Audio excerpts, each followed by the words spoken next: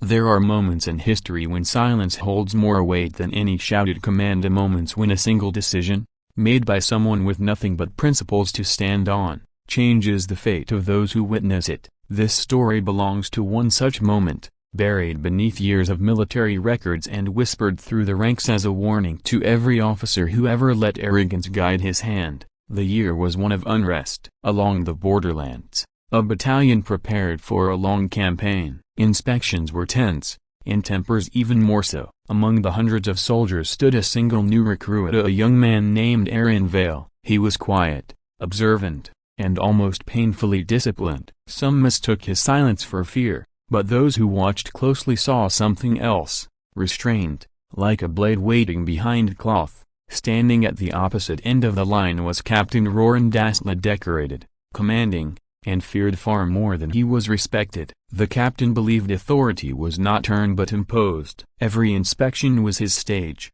and every soldier his audience. Today would be no different. A broken bar except for the one order he should never have given. Aaron did not move. The air around him tightened. Soldiers shifted uneasily, sensing something breaking, something invisible, but unmistakable. Captain Dastil stepped closer, voice low and venomous. "Did you not hear me, recruit?" Aaron raised his eyes. Calm, steady, unshaken. "I heard you, sir," he replied. "And I refuse." The word hit the field like a strike of lightning.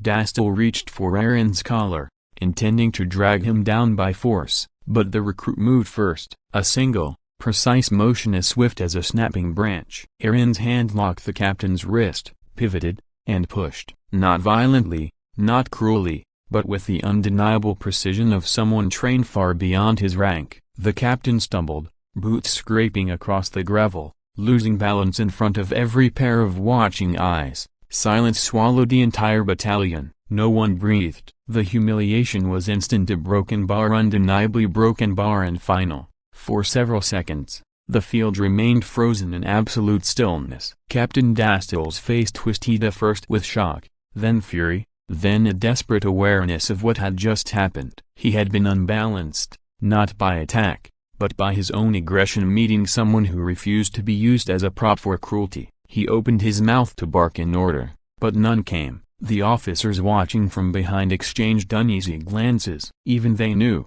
the captain had violated protocol long before Aaron had refused. During the battlefield inspection, with officers and senior NCOs observing, Captain Dastil approached Aaron, noticing a minor scuff on the young man's armor, something insignificant, something easily fixed. He saw an opportunity. Instead of correcting it, he twisted it into a pretext for humiliation. He ordered Aaron to kneel in the dirt and polish the boots of every man in the linea right there, in front of the entire battalion. The command was corrupt, cruel, and utterly outside protocol. Everyone expected the recruit to obey. No one expected what he chose instead. Finally, the battalion commander, Colonel Thane Riswella, stepped forward. He had witnessed everything. "Captain Dastil," the colonel said with chilling control, "your order was improper, and your conduct disgraceful." Dastil sputtered. "He disobeyed. He upheld the code you abandoned," the colonel cut in. Gasps rippled quietly through the ranks. Aaron stood at attention, unflinching, awaiting judgment without fear and without pride. The colonel turned to him. "Recruit Valia, broken bar, you will follow me." The battalion watched as Aaron walked beside the highest-ranking officer, while the captain remained rooted in humiliation. When they reached the command tent, the colonel dismissed the guards. Then he asked the one question that had been burning in his mind: "Where did you learn that level of restraint?" Aaron answered simply, "My father taught me, sir. Strength is not proven by force, it is proven by what you refuse to use." The colonel studied him for a long moment. "And why refuse today?" Aaron's voice did not waver. "Because authority must be obeyed, but corruption must be resisted. If I obeyed him, I would dishonor every man who came before me, broken bar, including you, sir." The colonel exhaled a long, heavy breath. "Remember this, recruit.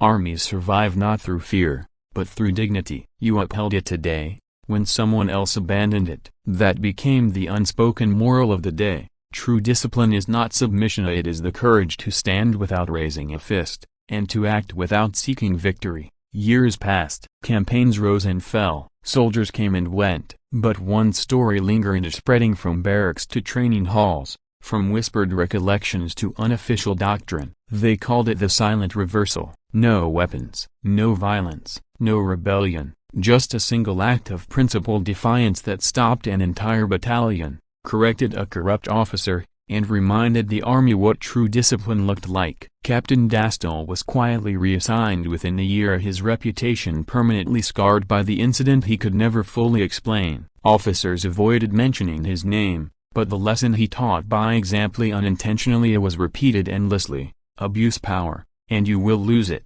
As for Aaron Vale, he rose steadily, not swiftly. He avoided attention, remained humble, and earned respect through example rather than ambition. By the time he became an instructor, new recruits hung on every word he spoke, and when one young soldier asked him how a single moment could change so much, Aaron answered with a line that would outlive the rest of his career: "Strength is not in the hand that strikes, nor in the voice that commands. Strength is in the choice that protects dignity even when no one else will." Those words were written on the walls of the academy years later, and the legend lived on. Don't forget to like, comment, and subscribe for more powerful stories from States of History.